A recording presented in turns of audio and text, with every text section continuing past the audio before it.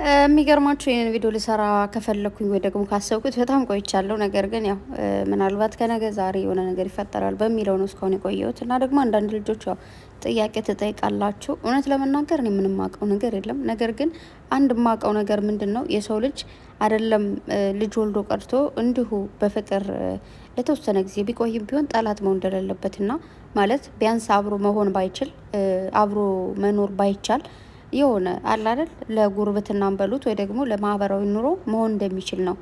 ለምን ልጃችሁ ስለሚያገናኛችሁ ማለት ነው። ዛሬ ምናልባት ልጅቱ ስለማትናገር ስለማታወራ ድምጽ ስለሌላት ምንም ላይመስላችሁ ይችላል። ነገ ከነገ በኋላ ግን አድጋ እናቴን አምጣልኝ፣ አባቴን አምጭልኝ፣ አባቴን አፍቆኛል፣ እናቴን አፍቆኛል ብላ መጠየቋ አይቀሬ ነው። ይህንን ሁላችን በደንብ አድርገን እናውቃለን።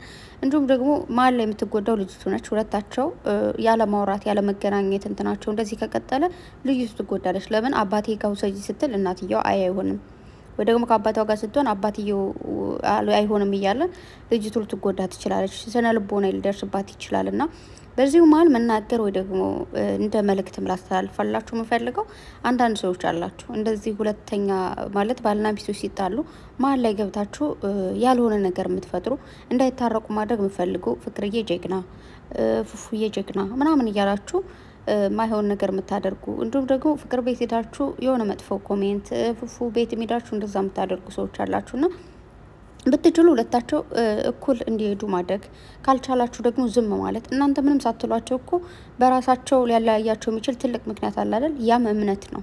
ገባችሁ? የሰው ልጅ ይሳሳታል፣ የማይሳሳት የለም። ብረት ሆኖ የማይዝግ ሰው ሆኖ የማሳሳት የለም።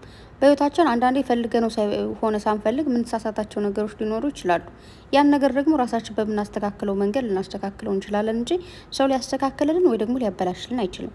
እና እባካችሁ እህቶቼ ሁላችሁም ቆም ብላችሁ አስቡ። በእኔ ቢሆንስ ብላችሁ አስቡ። በእናንተ ህይወት ላይ ሌላ ሶስተኛ ወገን ገብቶ እንደዛ ምናምን ቢልባችሁ ምን ያክል ቴንሽን ልትሆኑ እንደምትችሉ ታውቁታላችሁ በደንብ አድርጋችሁና ከዛ ደግሞ ሲጠፉ ፍቅር ጠፋሽ ለምንድን ነው? ፉፉ ጠፋ ለምንድን ነው እንዴ? የኛ ምላስ ነው እንዲጠፉ የሚያደርጋቸው።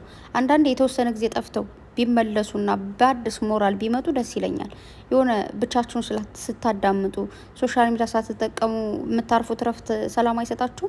የምር ማለት ነው። የምር 1 ሰዓት 2 ሰዓት ስልካችሁን ሳታዩ ዝም ብሎ ኖርማል ስራችሁን ስትሰሩ ወይ ደግሞ የሆነ ረፍት ቁጭ ብላችሁ የሆነ ነገር ስታስቡ ቆይታችሁን የምትሉት ነገር የሆነ ሰላም አለው። አዲስ ዓለም ላይ ነው የምትሄዱት። ስለዚህ ይሄ በየቀኑ ለምን አልመጣችሁም ወይ ደግሞ ለምን ቀሩ ምን ተፈጥሮ ነው ብላችሁ ማሰብም የለባችሁ። ለምን አይምሯቸውን በደንብ አድርገው አድሰው በአዲስ መንፈስ ወደ ስራቸው መመለስ ይችላሉ ማለት ነው። ዩቱብ መስራት ወይ ደግሞ እንደዚህ በቪዲዮ ወጥቶ መስራት በደንብ ሞራል ይፈልጋል። ዝም ብሎ አይደለም። ተነስተው ዝም ብለው የሆነ ነገር ሊሰሩ አይችሉም። ሞራሉ ከሌላችሁ አይደለም በቪዲዮ ወጣችሁ ልታወሩ እንደኔ እንኳን እንደዚህ ድምጽ ለማውራት ራሱ ይከብዳል። አንዳንዴ በጣም ሲደብራችሁ ምናምን የምታዩት ነገር አላስደስታችሁ ካለ ያስጠላል። በዛ ላይ እነሱ ደግሞ ታውቃላችሁ በቪዲዮ ወጥተው ነው የሚሰሩት። በቪዲዮ ደግሞ ሲሰሩ የሆነ አለ አይደል እንትን ማለት ያስፈልጋል። እና እንግዲህ ትናንት በቀደም ዕለት የተሰራውን ቪዲዮ አይታችኋል። ሙቢና ኤፊ ፍቅርን አግኝተው በፈለግሽው ሁኔታ አለን እናትም እህትም ስላለን ምንም እንዲከፋሽ እንዲደብርሽ አንፈልግም። ባለፈውም የደበረሽ የከፋሽ ከመሰለሽ በጣም ይቅርታ እኛ ልናስከፋሽ አንፈልግም ብለው እንግዲህ አግኝተዋታል። ፍቅርዬም ደግሞ እንግዲህ እንዳያችኋት እሺ ብላ ተቀበላችኋለች ማለት ነው። እናንተም አግኝታችሁ ሁለታቸውን በሁለት ሚዛን አይታችሁ እንደዛ በማለታቸው በጣም ደስ ብሎኛል። ከዚህ ጋር ደግሞ አይታችኋቸው ከሆነ ፎቶ አነሳሳቸው ራሱ እኮ አንድ አይነት ነው። እግዚአብሔርም በጣም ደስ የሚሉ ትንሽዬ ልጆች ናቸው። ገና ብዙ ነገር ይጠበቅባቸዋል። በእነሱ ብዙ ኃላፊነት መጣል የምንችል ሰዎች ነን።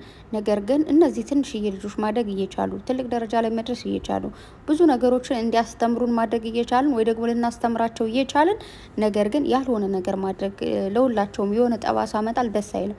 ሁለቶቹም ጠንክረው ሰርተው እንግዲህ ፍቅርዬም እንደምታት 50K ፉፉም ደግሞ 100K ገብተዋል አይደል? ጎበዞች በርቱ። ከዚህ በላይም ደግሞ ብዙ ነገር ይጠበቅባቸዋል። ሁሌም እንደምላችሁ ፍቅር ምንም ታድርግ ምንም ልተዋት አልችልም።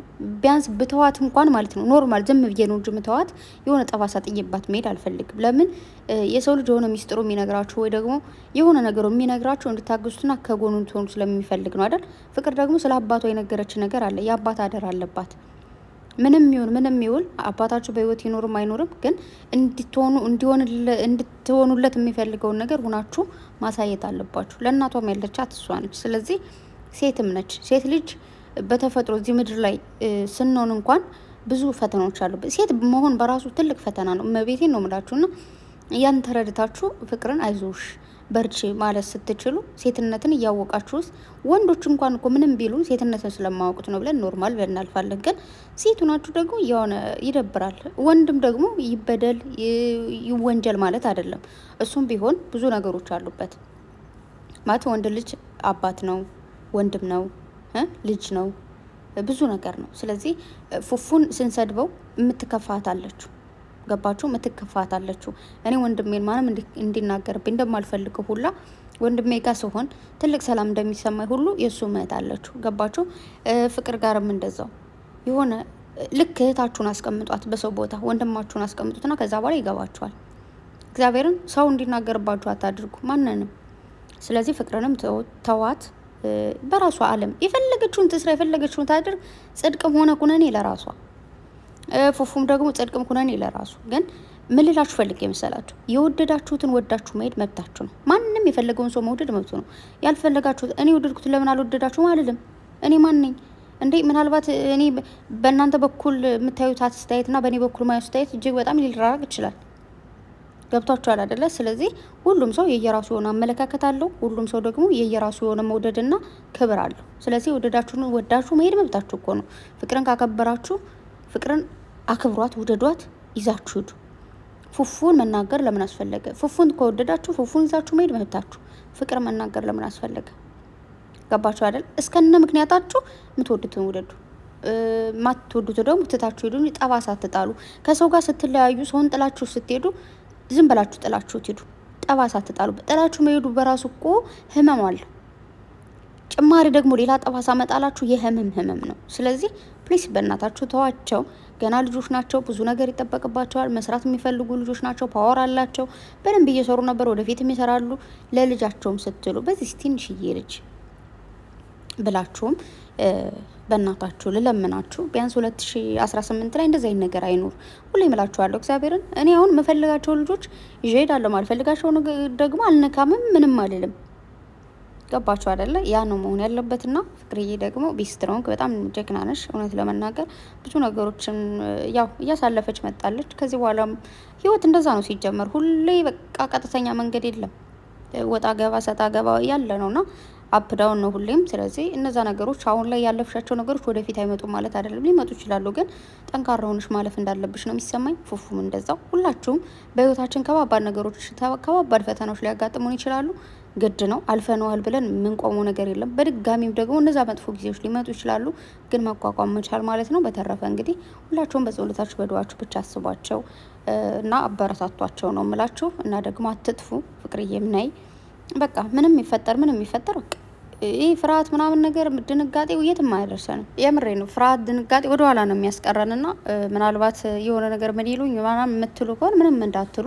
ነገሩ አትሉም፣ ጎበዞች ናቸው። እውነት ለመናገር እንደዚህ የምትመከሩ ልጆች አይደላቸውም። ግን በርቱ። ያው እንግዲህ ስትሞገሱም እሰየው፣ ስትረገጡም እሰየው። ብቻ ሁሉንም ነገር ለመቀበል አይደለ ወደ ሶሻል ሚዲያ የመጣ ነው። ስለዚህ ኖርማል ነው ባንልም ብቻ መቻል ነው የመሰለ ነገር የለም። ስንችለው ሁሉም ያልፋል። ማልፍ ጊዜ የለም። የሆነ ጊዜ ትረገጣላችሁ፣ የሆነ ጊዜ ትሞገሳላችሁ። ኖርማል ነው። እንደዚህ ምድር ላይ ያለ ነገር ነው። ምንም የሚያሳቅቅ ነገር ወይ ደግሞ የሆነ የሚካበድለት ነገር ላይኖር ይችላል። በተረፈ ጠንካራ እንድትሆኑ ፈልጋለሁ። ከዚህም በላይ ገና ትንንሽዬ ልጆች ናቸው። ጌታን እያቸው እስኪ ደስ ሲሉ ማለት ነውና ወደ ቀልባችሁ ተመለሱ፣ ወደ ራሳችሁ ተመለሱ፣ ይቅርታ ባባሉ ለማለት ነው ይህንን ቪዲዮ የሰራሁት። እንዲሁም ሶስተኛ ወገን የምንገባ ደግሞ ዋካችሁ ወገን እንደዚህ አይነት ነገር አናደርግ ለማለት ነው። በተረፈ በጣም ወዳችኋለሁ፣ አከብራችኋለሁ። መልካም ጊዜ ሁላችሁ። በሌላ ቪዲዮ እስክንገናኝ ባይ